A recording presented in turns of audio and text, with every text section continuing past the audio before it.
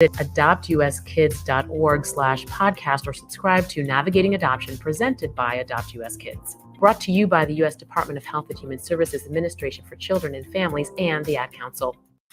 This is Lincoln's home for sports talk on the FM dial. Also online at theticketfm.com. On the internet, KNTK FM Firth, 93.7 The Ticket.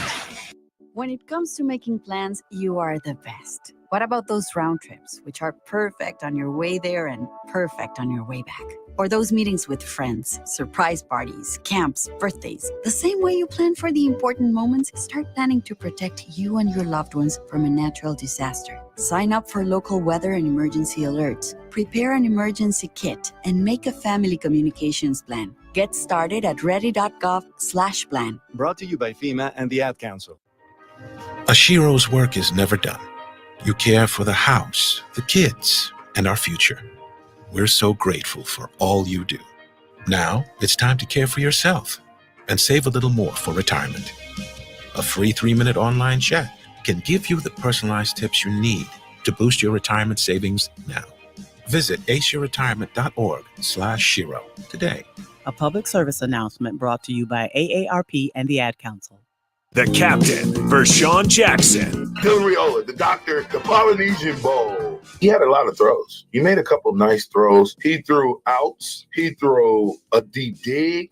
He threw a slant that went to the house. There were so many different passes that we saw him. And he's got a little quick twitch. Is he fast? No. Quick twitch? Yes. It was good to see him moving around. Listen, he connected with, guess who? Carter Nelson. Thank you. We got a chance to see Carter twice. It was good for me to watch that because I think that's a precursor of what's 93.7 The Ticket is proud to provide listeners with daily opportunities to win contests and prizes on our airwaves, and would like to take this opportunity to remind you of a couple rules. All participants must be 21 or older and must wait 30 days after winning a prize before participating in another contest. Once you win, you have 30 days to pick up your prize at the KNTK Studios, 1040 O Street in Lincoln, or your prize will be forfeited. Thank you for participating in our contest, and thank you for listening to 93.7 The Ticket.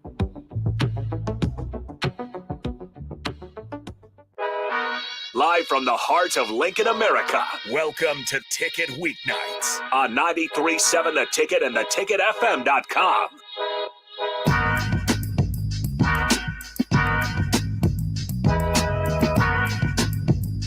Hello, and welcome into the Daily Nebraskan show. Now, from 11 to 12, we're on weeknights, switching it up on you guys. We were going Saturdays, but we are now officially on weeknights like we were supposed to be. Winter break kind of messed stuff up because, again, we're students of UNL. We had winter break. So during the Christmas break, we were just going Saturdays because a lot of our riders were out of town. So, but now school started. First day of school was today. I had 3 classes. They were all super easy because they just talk about the syllabus that nobody listens to. But, you have to have that class. So my day was pretty good. Yeah, I had 2 classes. So, one of them was just a syllabus, just reading through that. Second one was Spanish 102. Ooh. And my professor, 95% of what she said was in Spanish, which kind of scares me, not going to lie. I mean, I passed Spanish 101, had an A in that class, but I did not understand a lot of what she said. It's gonna be a challenge. I'm gonna have to make sure I'm all ears in that class. Yeah, I mean, some of those, and that's an ACE class for you, right? Yep. Yeah, some of those ACE classes, some of them could be really easy. Like I took a science and food class my freshman year. That class was so easy, but then I took like a history class. I barely passed that. Oh yeah. So it's a mixed bag. Yeah, and my advisors tell me, oh, this one's easy, this one's hard. I swear they're never right. They haven't taken them, so they don't know. Well, we are now on weeknights, and we are going to open up with some Nebraska men's basketball talk because that's kind of been the main sport right now. Nebraska last played Saturday, had a big win against Northwestern, a pretty good Northwestern team. They were able to pull out the win. Casey Tominaga hit the dagger towards the end of the game. That riled up the crowd. I was at that game. I was all the way at the top. And that was the first time I've ever been at the very top section of PBA. Oh, wow. It was cool. It's honestly better than some of when you're on the first row and you're kind of on the corners. Mm-hmm. It was better. Yeah. It was better because you can actually see both sides of the court. When you're on the corner, it's just kind of you can't see the other side of the court. So yeah, it was cool view. Got to see everything. it was a fun game to watch. Oh, yeah. It was just a great bounce back win for Nebraska. Obviously, they went on that 2-game road skid after the big upset over Purdue.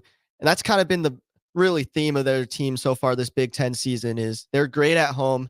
While it wasn't a perfect game, they once again kind of picked up another current theme they're going through is just having double-digit leads and then going on lengthy droughts, not recording any field goals, laying the team back into it. But they were able to get it done at home against the Northwestern team that you mentioned is really good. I mean, they're about the same caliber as Nebraska right now.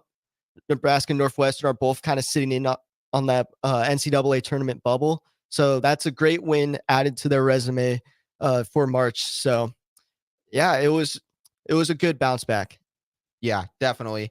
I mean, so what was your kind of biggest takeaway from that game? Because I mean, again, it was a home game.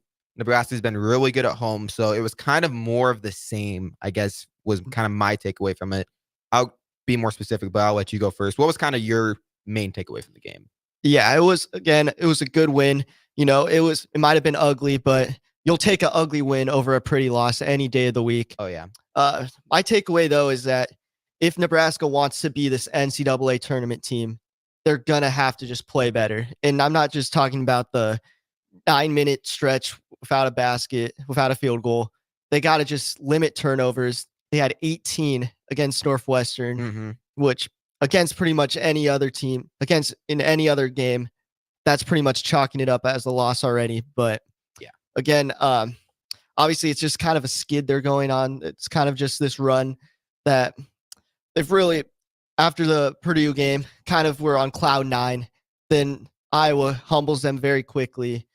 Then Rutgers, they had a chance to close it out multiple times, couldn't do it. So I think just them pulling out this win is really going to do so much for their confidence moving forward, as the 2 games before that were very hard, very harsh. So it will all be, that's really my main takeaway. My takeaway is another home game, another great performance. We knew Northwestern's a good 3-point shooting team. What was surprising to me was in the first half, they were shooting like 50% from the 3-point line. We were still like holding a 4-point lead like that entire first half. And then towards the end of the game, even when they were coming back, it was towards the end of the game, they kind of started to cool off from downtown a little bit. And that's when we kind of pulled away and won the game. So it's kind of been Nebraska again, ride or die at 3-point line. We had another good 3-point shooting night, leads to another win. I just want to see us do it on the road. We just have to be able to do it on the road. Our only road win, I believe, is the Michigan State game. Kansas State. Oh, my bad. Kansas State. Yep. And that was a good win, but I'm looking for a little bit more. We lost to Iowa on the road. That was rough. The Rutgers game was probably the worst loss. I mean, I just want to see us do it on the road because we're 12-1 at home. I know we can win at home. We beat Purdue at home. I know what this team is when we're at home. That's why I was really confident about this game. I knew Northwestern could get hot from the 3-point line, but they didn't. They started to cool off towards the second half. You could just kind of feel that we were going to pull it out, especially when Casey started hitting shots toward the end of the game. He's always so fun to watch. But yeah, I just want to see us do it on the road. Yeah, I mean, it's really just a night and day difference. Nebraska 4-0 in the Big Ten at home this year, 0-4 on the road. Yep. So they really just have to translate their play at PBA into their road environments. And you mentioned with Casey again at the end there, I feel like honestly, Nebraska, especially when they're going through these droughts where nobody seems to be able to get it done offensively, they really got to play through Casey more. And I know he's an off-ball player. He's not someone you give the ball and just call an ISO. Casey's not that kind of player. But towards the end of the game, especially against the Northwestern, you mentioned his dagger 3, but even before that, give him the ball. He gets a good pass to Rank Mast. Mast misses. He gets the putback, puts it in. Huge play there. Scored the last 5 Nebraska points of the game. So it's just, you got to find a way to give him the ball. I know it's all about him getting himself open, which a lot of these defenders, because they know what Casey is capable of, not giving him any space whatsoever. But you're just really going to have to try in these situations, as the rest of the offense really isn't cutting it sometimes down the stretch. Yeah. I mean, I've honestly liked that they've gotten Casey off the ball more because I mean, Bryce Williams is so good on ball. I really I feel like Bryce Williams is the only guy on our team that can really get to the bucket, that can really drive. But then again, Alec kind of went crazy in the first half of last game. He had he was our highest. I'm pretty sure he was our leading scorer of 15 points. He was driving to the rim. He started in place of Gary, and he was driving him. He had some really good drives. It was like surprising. I was like, I haven't seen that all year. He kind of stopped doing that towards the second half.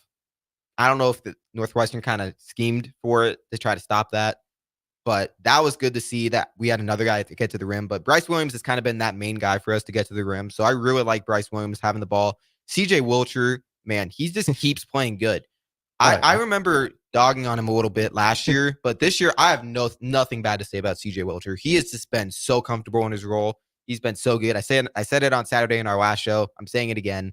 Wilcher has just been real. He's just been a solid player for us this year. Not like he's not the guy. He's not the reason we're winning the games, but he's a nice, solid player for us that can go and get us double-digit points almost frequently. Yeah, Wilcher is just that spark off the bench. I mean, he is. You can see his confidence when he plays. He hasn't seen a shot that he wouldn't take so far this year, and I'm okay with it. I mean, whenever he shoots a three, I'm okay with the shot. And, he's 50, 40, 90 on the year, which is just spectacular. Great marks. And again, when Nebraska was going through that rough patch against Northwestern, really the last 10 minutes of the game, they were only able to get free throws. They weren't able to get field goals. He finally ended that drought with a tough layup. Yep. That obviously really helped in the outcome of the game. And kind of just backtracking to Josiah Alec. Yeah. I mean, again, talking about playing with confidence, he looks completely different right now than he did a month ago. Oh, yeah. I mean, it used to be like kind of towards the end of non-conference play when Alec would get the ball, I'd kind of be like, yep. I'd get nervous because sometimes, he might dribble in, post up, then kind of forget his height, kind of forget where he's at and just throw the ball away. But as of right now, he is playing his role perfectly. There's games against Indiana and Purdue where they don't need him to score that much, and he does his job on the other side of the court on defense. And then there's games like Northwestern where Nebraska needs every single point they can get, and he leads the team in scoring. Yeah, I mean, the one thing that disappointed me about Alec against Rutgers was that how bad we got out rebounded. And Alec, I feel like Alec is our best rebounder, so I was kind of a little disappointed with that game, but he more than made up for it against Northwestern. He had a really good game. Tominaga, although Tominaga didn't have an amazing game, he put in solid work, hit the shots when we needed the shots. I mean, that was a good win. We needed that win against Northwestern because if we lose that game, we're then on a 3-game skid, and I don't know. Husker fans would not be feeling as hopeful as they are right now. So Nebraska 12-1 at home, 1-4 on the road. Why do you feel like it is such a dramatic difference between playing at PBA and playing on the road? What do you think is the main cause of that? Yeah, I think, obviously just the home crowd, the fans at PBA, especially this year, I think more than years past, definitely, as this is the best Nebraska team they've had in years. Yeah. It's such a difference. I remember at the Purdue game, it was the first 2 minutes of the game. It was the play where Purdue shot a three, missed it. Ball goes all the way to half court. Juwan Gary dives for it, calls a timeout. PBA sounded like Keisei Tominaga just hit a game-winning three. That's how deafening the loudness was in the stadium. So it's huge. It just gives them this confidence, just helps. They feed off each other, I would say. And it just kind of shows in the road games where, they're at Iowa, they're at Rutgers. Those are tough venues to play at. And they get these big leads, but once they kind of go cold and the opponent gets hot, the fans start backing in, the opposing fans start backing in, and it just gets really difficult for them from there on out. Yeah, I mean, I kind of want to dissect the road games a little bit because, some of the road games have just been, tough games. Iowa just shot really good. We just didn't shoot good. I mean, even if that was a home game, that just would have been really tough to win with how we shot. Minnesota, we don't lose that Minnesota game if we play at home. Mhm. I mean, that Oh, yeah. was just a meltdown. I mean, but then again, before the Northwestern game, I was kind of teetering. I didn't know if the Purdue game was kind of a blip, like not who we actually are. That was kind of just a little bit of luck. But after seeing us against Northwestern, I really feel like this is who we are when we're at home. I just want to see us get somewhere even close to that on the road. That's just really what I'm looking for. Yeah, and then again, you're gonna have to win these road games if you want to be playing in March. And Nebraska had 3 great chances as Rutgers, Minnesota, and Iowa are teams that, while Iowa has been on a run, there are, I would say, probably in the top half of the Big Ten at the moment. Those teams are very beatable teams. You're going to be playing road games down the stretch against teams better than those teams, especially when you have these leads against Minnesota and Rutgers. Those are games that just absolutely hurt your chances going forward. Not just because, it might not look good on the resume, but you're not going to get many better chances than that to just pull out a tough road win. Yeah. And it's just, obviously, Nebraska has played 4 really good teams at home this Big Ten schedule so far. So they have that going for them. They don't have any bad losses at home that are holding them back. Obviously, the only loss being to Creighton. So it's just they're gonna have to be kind of find a way to shake off this little slump they're on the road and pull out some games going forward. Yeah, I mean, we have been great at home. I mean, outside of that Creighton game, which besides the Purdue game was our toughest home game. I mean, we have just played rock solid every home game, and I mean, and it's because of the fans. When PBA gets rocking, you can just tell that the team feeds off of that energy, and I mean, that's really just been. I mean, playing at home, we just look like a completely different team, and I just want to see us though do it on the road because the great teams are able to also do it on the road. But coming up next, we have Ohio State traveling to Lincoln. When I last looked, I'm pretty sure I'm right. Yeah, they are 0-3 on the road. Yeah. So they have a pretty good record, though. They're 13-5, 9-2 at home, but they're 0-3 record on the road. I'm feeling really confident about the game just because of how good we've been on the road. So, I mean, we could touch on that game a little bit more next segment. But then after that game, oh man, we have Maryland then on the road. That's the game that I'm circling. I really want to see us show out against Maryland on Saturday and pull out that win. That's kind of my biggest game that I have circled coming up. Illinois will be a really tough game on the road. Then we have Northwestern. I think Northwestern is also going to be really tough on the road. Northwestern always gives us. So we have some tough road games coming up, and how we do on that stretch is really going to dictate where we're at heading into March.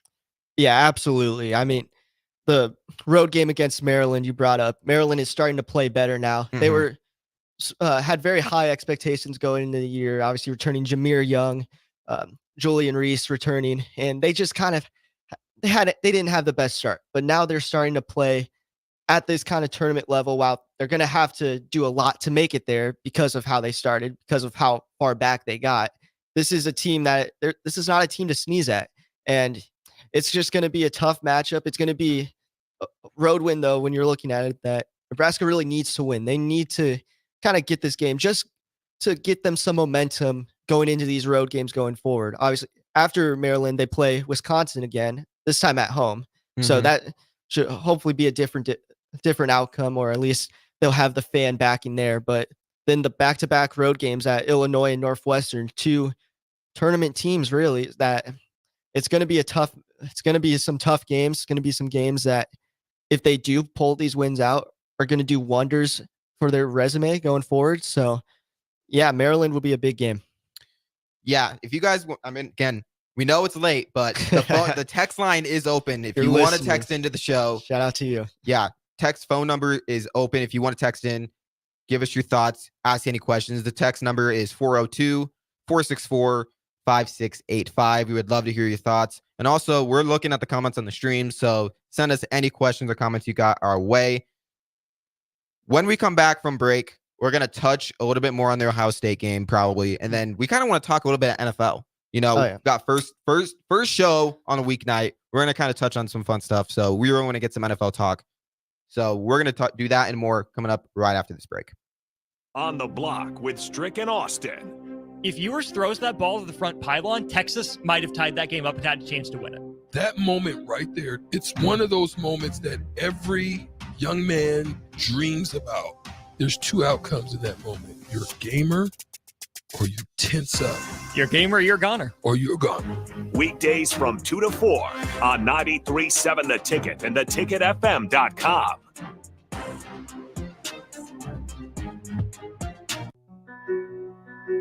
Victor deployed for the first time to Afghanistan in 2003. At 4 a.m, my phone rang. They said, "I regret to inform you that your husband was wounded in action." Victor sustained a moderate traumatic brain injury. I was doing school full-time, and I was also then caring for Victor. One of the most important elements of caregiving is taking care of yourself. I just didn't want to forget that I also had goals and that I also had a life. What I did is I challenged Victor to meet me halfway. There are almost 6 million military and veteran caregivers across the nation. We have our own journey, and we can fulfill that journey at the same time that we are helping our loved one.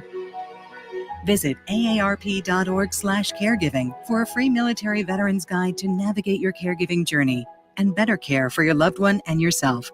Brought to you by AARP and the Ad Council.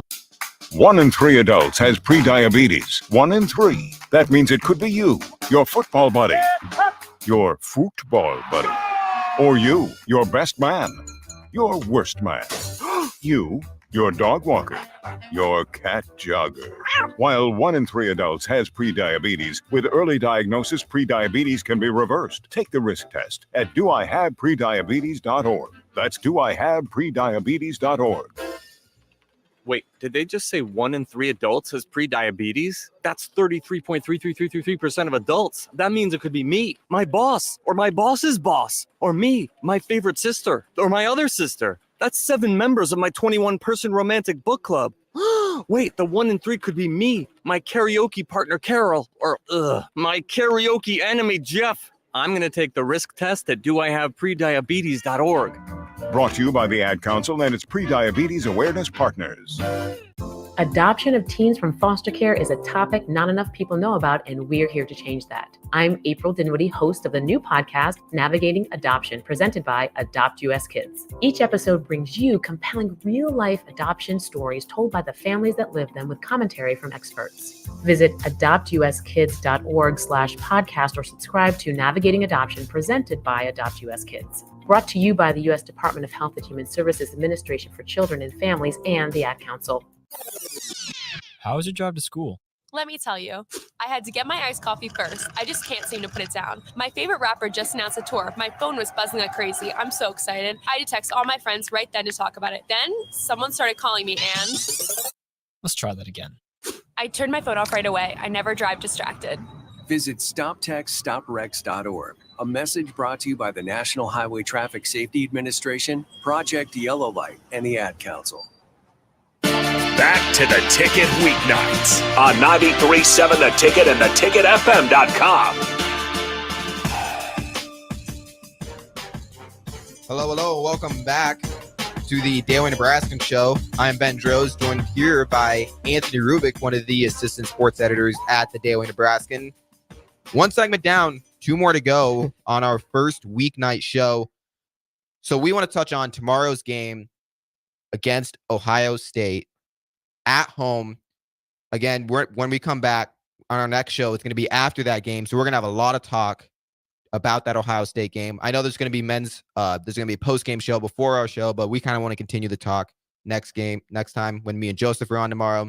But let's kind of preview the game a little bit. Ohio State, like I said, 0-3 on the road. So that gives me quite a bit of confidence. But again, this is an Ohio State team that, whenever I see Ohio State I don't care what year it is, I feel like Ohio State is always a team that I'm always scared of. Yeah, you mentioned 0-3 on the road this year. Ohio State actually hasn't won a road game since January 1st, 2023. Wow. So it's really been rough for them on the road. And you mentioned it. I mean, just going back a few weeks ago, Ohio State was firmly in the tournament field. They went on this little 3-game skid with losses to Indiana, Wisconsin, and Michigan. Picked up a win over Penn State at home, so they're going into tomorrow with a win. Yeah. But yeah, it's just they're a team that is obviously very good. Kind of went through a little rough patch, but are still one of the top teams in the Big Ten, I think. And it's just gonna be a fun game. Yeah, but the Big Ten is kind of, I feel like, on a down year though for basketball, in my opinion. And yeah, Ohio State's towards the top, but they are not like they've been in years past. And like you said, they've struggled on the road. So I'm feeling really confident about this game, more confident than the Northwestern game, just because we were on that 2-game skid. Then again, after good performances from our team, we have had some flops. After we beat Michigan State, we were on a high. We flopped that next game. We beat Purdue, then went on a 2-game losing streak. I want to see I want to see us come out strong after a really good win. We got a really good win against Northwestern. I want to see us come out strong, keep it going against Ohio State. I'm feeling really good about the game, but we still got to play the game. That's why the game's played. I can feel as confident as I want to. We still got to play the game, still got to pull it out. Then they play Maryland on Saturday, so they have a pretty decent break between Ohio State and Maryland. But what's your prediction for the Ohio State game? Yeah, I think Nebraska's going to pull this out. I think Ohio State, 1, they've lost 3 out of their last 4. And then 2, I mean, when you look at the Nebraska losses this year, it's really been teams that have caught fire from behind the arc. Ohio State is a middle of the pack shooting team in the Big Ten. Yeah, just a little bit under us. They are ice cold the last 2 games. They are shooting in the past 2 games, they shot a combined 6 of 43 from behind the arc. Not good. 3 of 25 against Michigan, 3 of 18 against Penn State. So hopefully they continue those woes going forward. However, they do have Jamison Battle, who leads the Big Ten in 3-point shooting, still shooting 44.5% from deep. The Minnesota transfer has just been huge for them all year. So they could really heat up at any moment, but I still like the home crowd. Student section will be back for Nebraska. Yeah, first time since winter break. Yep, they'll be rowdy. It's gonna be a fun atmosphere, and I like Nebraska's chances to pull this game out. Yeah, definitely. I mean, like you said, Battle has been really good from the 3-point line. This is where the Gary injury kind of, if we had Gary, I'd feel really good about, having Gary even face guarding him. But Gary, a game time decision is what I've last heard. We'll see if he can play. Then again, I mean, I definitely want to play it safe with Gary. No need to rush him back. We thought it was going to be season-ending injury. Things weren't looking good, but then Hoiberg came out, said it's his day-to-day. Everyone kind of got that sigh of relief. We'll see if we can get him back for next game, but even if we don't, I still feel pretty good about that game. Let's move into NFL, just because even though we're Dan Nebraskan, mostly covering Lincoln sports, we kind of want to get outside the realm a little bit. We had some good NFL games this last Sunday. First, Lions against Buccaneers. First, I want to ask, how closely did you watch both games? Because on Sunday, I was working here, so I watched them, but I wasn't watching as intently as I usually do.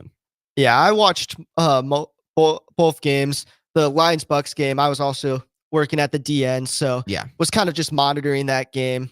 I was also still a little depressed from the Packers game last night. I'm a Packers fan. That was a tough loss to the 49ers, but I mean, what a story the Detroit Lions have been this year. Yeah. Obviously, just haven't won a playoff game in so long.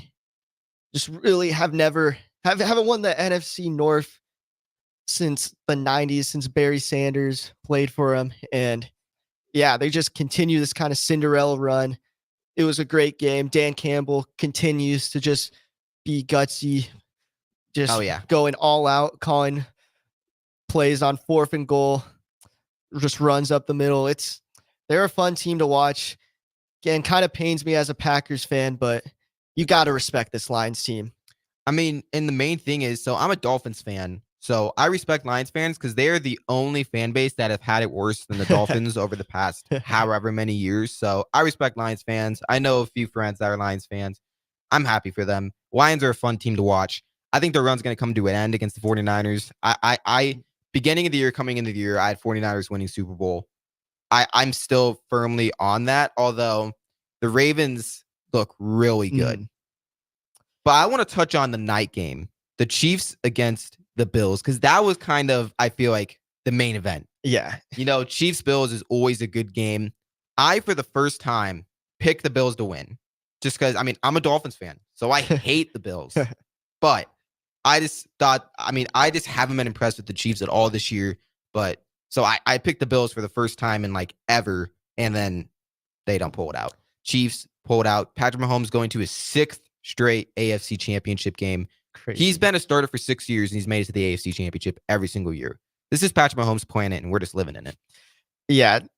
Sunday's game just shows that you can never count out Patrick Mahomes in the Chiefs, no matter how they look going into the game.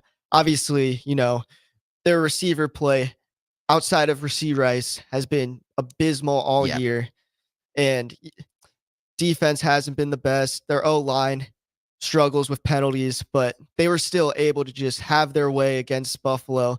They averaged 7.7 yards per play. They were averaging 9 at one point in the fourth quarter. They just absolutely dominated. Buffalo went on these long, methodical drives that were ending in points most of the time.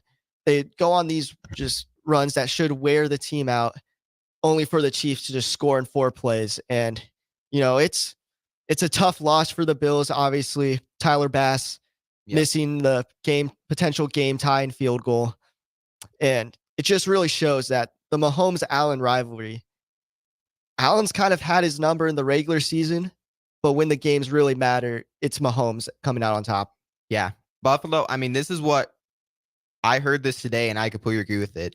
The Bills have probably the 2nd best quarterback in the league, but it just doesn't matter because there is a team named the Kansas City Chiefs that have the best quarterback, and they just have dominated the Bills every single time. Josh Allen, I harped on him all year because of his turnover problems. He was really good in the playoffs. Yeah. He was good.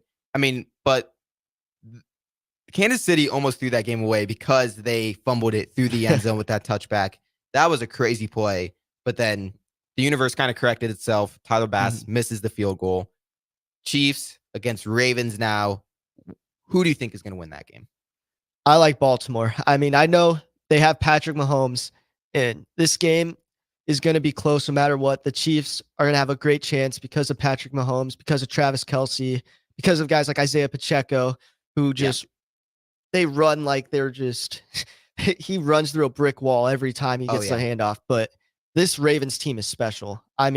Lamar Jackson had 4 touchdowns the other day, 2 passing, 2 rushing. He's already locked up the MVP. And their defense, again, has been really good, a lot better than Buffalo's, which I think obviously the Kansas City Chiefs exposed last night. So as much as you can't count out Mahomes, I like Baltimore. I think Lamar Jackson is going to prove even more haters wrong, and they're going to pull out the win. Yeah, I've kind of been one of those guys where, Lamar just hasn't done it in the playoffs, but I feel like this is kind of the first real opportunity he's really gotten just because he hasn't had the supporting cast. He just really hasn't. Yes, he's had Mark Andrews, but, his top wide receivers just were not it. One year it was Sammy Watkins. It's just what is he supposed to do with Sammy Watkins? We talk about Patrick Mahomes has receiver problems. The whole world is crying about it, but Lamar Jackson's been dealing with this entire time. Yeah. So now they got Zay Flowers. Odell's been playing really good. Nelson Aguilar is a decent, 3rd or 4th wide receiver. Mark Andrews is Mark Andrews, although he should be back for this should game. be back. Even then, Isaiah Likely has really picked it up. He really has too. He played really good. When the Ravens punked the Dolphins, Likely, I'm pretty sure had 2 touchdowns that game. So, Lamar Jackson has been special this year. He's probably going to win MVP. And, if you believe that the NFL is scripted, if you've heard the logo, the colors every time have been the 2 teams in the Super Bowl. So if we're going by that, it's going to be Ravens 49ers if the NFL is scripted. And then if it's even more scripted, the bottom team, the bottom color has been the Super Bowl winner every time. What's the bottom color? It's Ravens. So all right, I got 49ers. Heard it here first. Congratulations to the Baltimore Ravens. I think it's going to be 49ers, but I'm just scared because, the NFL is probably scripted and they probably already have the Ravens since, week 1. But, hopefully there's some green and teal in next year's Super Bowl logo. I mean, there was some teal, so I was hopeful. That was what was that? Last year, I think it was last year. Yeah. There was the teal, yeah, but then it was Eagles, and it's just never. It will never be the Dolphins' year. It's never been in my entire lifetime. I'm not planning on it be anytime soon. So, NFL talk. We did picks for Ravens, Chiefs. Did we do picks for 49ers? Not yet. Yeah. Who do you got in the 49ers Lions game? It's going to be a close game. It's going to be a battle, but I do also think the 49ers are going to end this little Cinderella run from the Lions. I mean, just going back to the Packers game, I really think, honestly, Green Bay should have won that game. I mean, I might be biased as a Packers fan, but it was really just the inexperience of our team. Obviously, the youngest team in the NFL showed at the worst time. Jordan Love's pick on the last final drive. Anders Carlson misses the field goal that we end up losing by 3. But still, San Francisco, Brock Purdy, despite not having the best game through the first 3 quarters, he still led a game-winning drive. And he still has guys like Christian McCaffrey. Deebo Samuel is a question going in the game. He left the game early against Green Bay. But even then, you have Brandon Ayuk. You have Jawan Jennings, who I've always just been a big fan of. I always thought he's a little underrated. You have George Kittle. You have Trent Williams in the O-line. Their offense is just stacked. And then their defense, Fred Warner, Travarius Ward, again, really stepped up big against the Packers. Drake Greenlaw with 2 interceptions.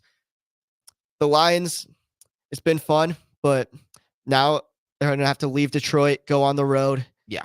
Go to San Fran. I got the 49ers.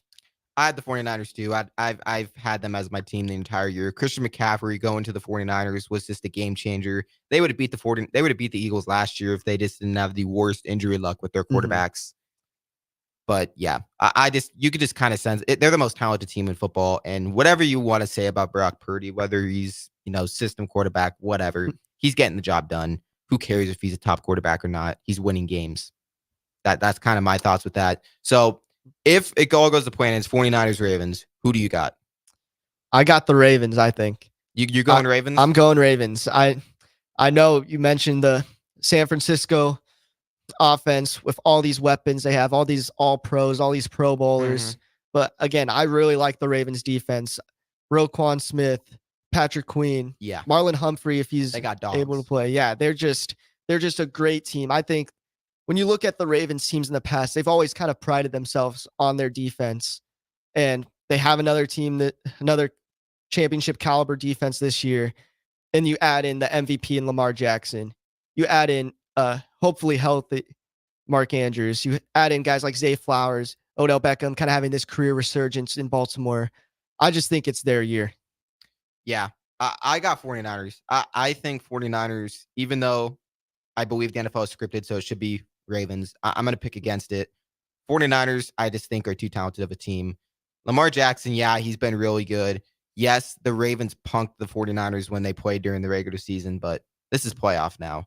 Brock Purdy had probably one of his worst games of his career when they played the Ravens during the regular season. I think he turns it around. Brock Purdy, I've seen different reactions from Purdy's performance against the Packers. I've seen, he played good for only 2 minutes.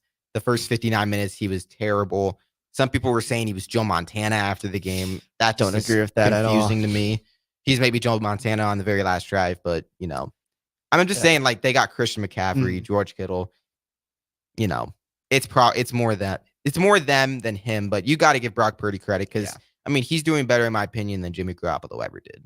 Oh yeah, I mean they really just trust Purdy a lot more than they did with Garoppolo at the helm. Again, might be a little biased. I think that Brock Purdy, he wasn't horrible by any means the whole game up to the last 2 minutes. But, he threw a lot of dangerous balls. There's at least 2 dropped picks by Green Bay. One literally hit Darnell Savage in the hands. If he catches that, it's probably a pick 6. But still, with the guys he has, any quarterback will be able to succeed in this offense, but not every quarterback can look as good as Brock Purdy did all year with San Francisco. Yeah. I just want to do a little scenario. If we put Patrick Mahomes on the 49ers, would everyone be saying, "Oh, it's not Patrick Mahomes, it's his weapons"? I mean, I'm just wondering. I don't think they would. I feel like Patrick Mahomes does enough in his own right. I know it's kind of a meme, like saying, "Oh, that looked a little Mahomey when you throw a sidearm pass," but I think those passes there. Yeah. While Brock Purdy has shown his ability to make big plays on the run, stuff like that, I think Mahomes' talent is just it stands out no matter what team he's on. I think. Yeah, true. I mean, I just remember when he had Tyreek and Travis Kelce, and people were kind of saying, "Oh, he's got the best wide receiver probably in the league and the best tight end." Then Tyreek Hill left and he won a Super Bowl. Yeah. So I mean, it's just like he just keeps doing it. Patrick Mahomes is, by far and away, in my opinion, the best quarterback in the league. Although, I was just not high on the Chiefs, especially. I don't remember what week it was, but when they lost to the Raiders, their offense was just terrible. I was just like, I was just hoping and praying the Dolphins would play them in the playoffs, and then we did. But then it was negative whatever degrees, and I had no confidence when I saw the temperature for that game. Yeah, that was just a tough draw for Miami. Obviously, sorry, I'm probably bringing back some bad memories to you, but that Sunday night football game, if you beat the Bills, you get a nice home game. You're the 2 seed. Against the Bills again. Yeah, against the Bills again, but just at Hard Rock Stadium in nice Florida. Instead, you have to play in one of the coldest games in NFL history. Yeah. Not only that Bills game, when we lost to the Titans and blew that huge lead with only 4 minutes left in the game, that's the one that hurt. I didn't mind, the Buffalo loss as much. It was more that Titans game that really that's the one that stung, because if we would have just won that game, we would have won the division. So. But, we're going to take it to break. We're doing a little bit longer last segment. We got a lot more coming up. Again, if you want to text into the text line, 402-464-5685. We're reading the text. We'll be right back right after this break. As an 18-year-old, I let my mistakes kind of take over my life. I was 0.5 credits away from completing high school, and I didn't do it. 10 years later, at age 28, Jackie finished her high school diploma. When I found out that I was pregnant, I know that I had to do something for myself if I wanted to make her a better person and provide a better life for her. My family never stopped pushing for me to be better because they knew what I could become and who I could become as a person. My support team is amazing. The educational director, my sister, and even my 7-year-old daughter has just been more than the support that I could ask for. I've been given an opportunity, and I'm just thankful for it. No one gets a diploma alone. If you're thinking of finishing your high school diploma, you have help. Find free adult education classes near you at finishyourdiploma.org. That's finishyourdiploma.org. Brought to you by the Dollar General Literacy Foundation and the Ad Council. If you came across someone struggling with hunger, how would you recognize them? By their clothes, their age, the way they speak? Would you notice a 16-year-old boy who got his first job, not for extra spending money, but to help feed his little sisters? or a mother who's in between jobs and sometimes goes to bed hungry so her kids can have dinner? Or a 14-year-old girl who signs up to every after-school activity, not to make friends, but just to get something to eat? Or a retiree who fell ill and had to choose between getting medicine or groceries. I am the 1 in 8 Americans who struggle with hunger. People you pass by every day but never knew were hungry. I am hunger in America. Hunger can be hard to recognize. Learn why at IamHungerInAmerica.org. Brought to you by Feeding America, 200 Food Banks Strong, and the Ad Council. I get it, slip it, cuff it, check it twice a day. I get it, slip it, cuff it, check it in the morning and before dinner. I get it, slip it, cuff it, check it, and share it with my doctor. Nearly 1 in 2 U.S. adults have high blood pressure. That's why it's important to self-monitor your blood pressure in 4 easy-to-remember steps. It starts with a monitor. Now that I know my blood pressure numbers, I talked with my doctor. We're getting those numbers down. Get it, slip it, cuff it, check it. Talk to doctor now and share it. Be next to talk to your doctor about your blood pressure numbers. Get down with your blood pressure. Self-monitoring is power. Learn more at manageyourbp.org. Brought to you by the Ad Council, the American Heart Association, and the American Medical Association, in partnership with the Office of Minority Health and Health Resources and Services Administration. There's no better way to spark a child's imagination than to get lost in the adventure of a good book. I'm Jenny Benson, president of NSEA. Working together, parents and teachers can help every child succeed. You can help by reading to your child and let your child read to you. Encourage reading in your home and make it a priority. Make reading fun and a time that you and your child look forward to spending together. Sponsored by the Nebraska State Education Association, aired by the Nebraska Broadcasters Association in this station. A lot of work goes into making Nebraska, Nebraska. Keeping it green. Helping it thrive. Making it fun. Everything that goes into caring for our outdoors, from waters to wildlife, plays a big role in making Nebraska home. Learn how we help conserve our state's natural resources at outdoornebraska.org. Paid for by Nebraska Game and Parks. Aired with the Nebraska Broadcasters Association and this station. Back to the Ticket weeknights on 93.7 The Ticket and theticketfm.com. Hello and welcome back to the Daily Nebraskan Show right here on 93.7 The Ticket and theticketfm.com, or wherever you get your streams to watch 93.7 The Ticket, Facebook, YouTube, Twitch, Twitter, and ALLO 961. We are live here for the first time on a weeknight, starting first day of school for UNL. So we're going to kind of go away from Husker sports a little bit. We talked NFL. I now want to talk about an Iowa incident where Caitlin Clark, quote unquote, where Ohio State, quote unquote, ran into Caitlin Clark. That video, I don't know. I was so confused by that because I remember there were some places where it's like, oh, Ohio State fan runs into Caitlin Clark, making it seem like, the guy meant to do it when it literally looked like Caitlin Clark ran into him. But yeah, I mean, I'm kind of have it pulled up on my laptop right now. It really, at first glance, in one angle, it looks like, the fan, she didn't see Clark coming, run in. But in another angle, she's clearly kind of trying to avoid Caitlin Clark. Clark doesn't see her coming. Yeah. It was just definitely they bang knees. Obviously, yeah, that's not a good feeling to have. Definitely hurts me. But, she did kind of sell it a little bit more than I think it actually was. But yeah. I mean, it wasn't even during the game, so I don't know what she was trying to sell. Yeah, it was after the game, storming the court. Yeah, I mean, and that's one of the things. So some people, when they don't like people storming court, that's kind of one of the things is, safety for players, coaches and stuff. But I mean, then again, in that moment, you would think Caitlin Clark could be kind of paying attention a little bit more when that they're storming the court. Yeah. I mean, this goes back to the Nebraska-Purdue game where after the game in this post-game press conference, Matt Painter just went on this little rant about how the Big Ten and how these universities need to do a better job storming court, kind of preventing court storming. Or I guess he said that he thinks there should be court storming, but they need to be more organized in doing it so that incidents like this don't happen. Because obviously it's all fun. It's all fun for the fans. It's all fun for the winning team. But there is that risk of injury for even one of the winning team's players. So it was a very, very interesting soundbite he gave. I remember him saying that every freshman, sophomore, and junior on Purdue has never lost a road game where there wasn't a court storm.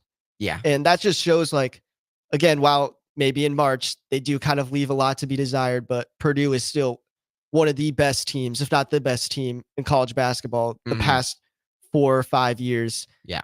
So it's just, I mean, at the Purdue game, seeing that happen, I felt kind of jealous just being up in the into the press area, not being able to take part in it, but it was still just an awesome thing to see. And thankfully nobody on either side got hurt.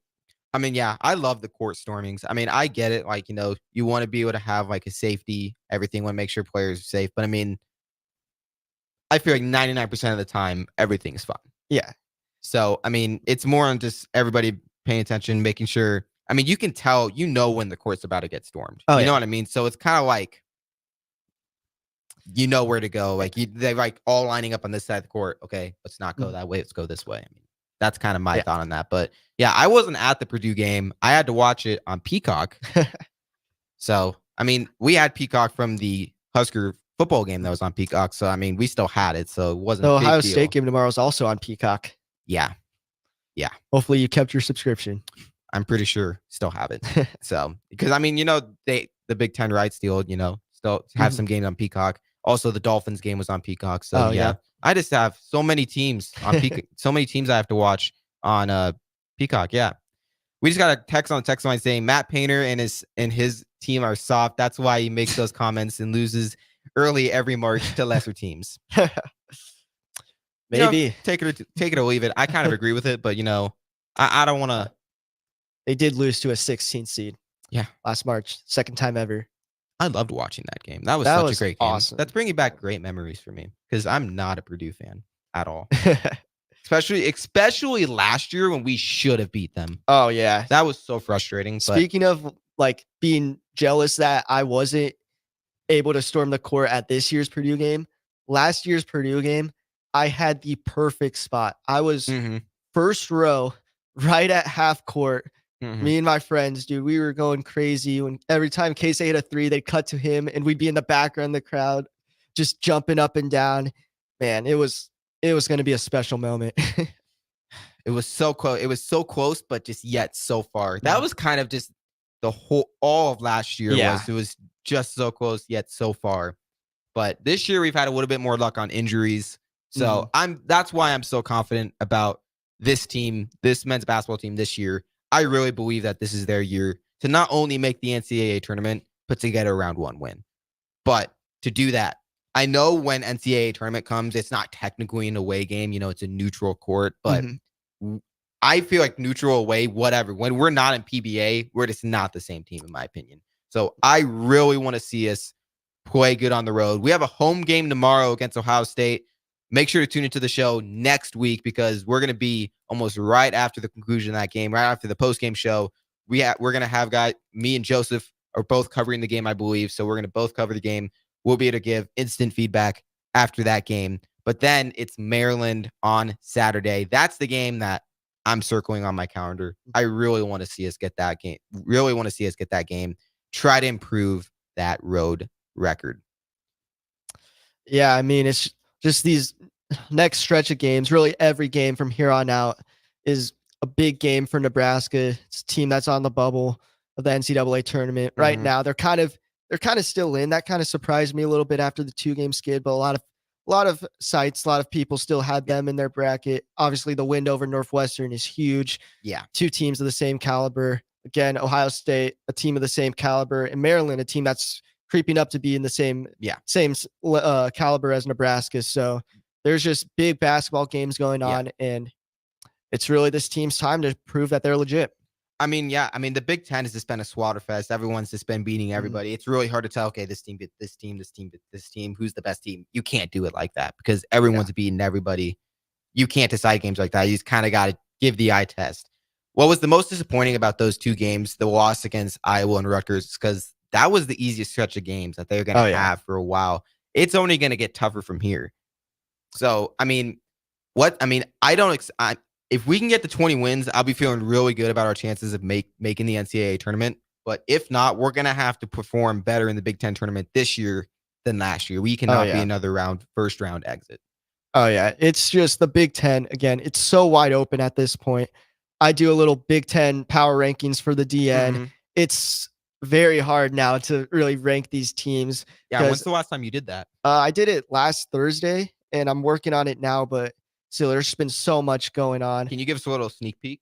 I don't have any right now because I kind of want to wait till I've wrote up the teams that are already done for the week. Like Michigan State, Indiana had another tough loss to Wisconsin. They're going through a really rough stretch. They've played the 3 ranked teams in the Big Ten back to back, 2 of them on the road. They are still really searching for that signature win. They're such an interesting team. They on paper look like a tournament team, but they just don't have the resume at all. When you look at KenPom, when you look at NET rankings, they're literally 13th out of 14 in the Big Ten. And it's just not the season I expected from them. Penn State, they had the nice upset win over Wisconsin. That was a very surprising game, as I feel like Penn State's really the only team in this conference that kind of has a very low ceiling. I'm a big fan of Kanye Clary, watching all these Penn State games. He's really been their main constant, but even then they had a loss this past week. So, the Big Ten, any team can beat any team on any night. That's what really makes it great. But that's college basketball for you. That also just makes it more pressure on Nebraska going forward, as there was really no easy game for the rest of the year. So first I want to ask, where are you thinking Nebraska is going to be in these rankings? I'm thinking around the 5 to 6 range, maybe 4, honestly, because I know last rankings I had Northwestern at the 4, Iowa at the 5, and Nebraska at the 6. Obviously, Nebraska beat Northwestern. Iowa lost their game earlier. It was against Purdue, so Team Nebraska beat, game, but Iowa beat Nebraska. It'll be interesting. I'll have to see how they play tomorrow. How it all ranks out. I think if they get the win against Ohio State, they're definitely a top 5. Yeah, they'll be. I think they'll get that 4th spot. I won't put them ahead Illinois, Wisconsin, or Purdue yet. Those teams are just on their own level. Obviously, they're the 3 ranked teams in the Big Ten. We do play Wisconsin again, though. Maybe that'll be a chance to, highest I had revenge. Nebraska was 3 after the Purdue game. I had them over Illinois, just because Illinois dropped their game to Purdue, but fell a little back down. I think they fell back down, or they fell down to 6. Yeah. But should bump up a little bit more. We'll see. They're constantly in the top half. Yeah. We'll have to see how this Ohio State game goes. But speaking of, just how close and how fun college basketball games are, I'm going to close on this. This is why college football will never, I don't care how much they expand college football playoffs, it will never be March Madness. Oh, yeah. I don't care if they expand it to 64 games. It won't be college basketball. It won't be March Madness, because you're not going to get the madness with college football. Because, going into every college football game, I just feel like it's really easy to tell who's going to win. Yeah. Going into this playoffs, I was just like, Michigan's the best team. Yeah. Washington's better than Texas. Even with the expanded playoff going soon, if there is like a upset, a group of 5 team, beats a Penn State It's or not going to be the same. Oregon, it'll be a great upset. But then next week they'll play Alabama, they'll play Georgia, they'll play Michigan. Then they'll have to do it again. Then they'll have to do it again. And then they'll have to do it again. And it's just, I know that's the same way as March Madness, but it's a lot easier to be hot and win a basketball game than it is to win just a battle of football. Obviously, just every game is just putting your body on the line. Whereas basketball, it's really a game of runs. It's whoever is hot. And it's just, I can't wait for March, man. Especially if Nebraska, March is the best time. Nebraska finds their way in it. It's going to be fun. It's going to be fun. Yeah. Hopefully when March comes by, Nebraska's still playing. We're going to be on spring break. I know, beginning of March. So March is always just such an exciting time. But with that, we're going to wrap up tonight's show. Make sure to tune in to tomorrow night's show, where we're going to be recapping the Nebraska-Ohio State game. But until then, I'm Ben. That's Anthony. And we're saying good night to y'all. Have a good night's sleep.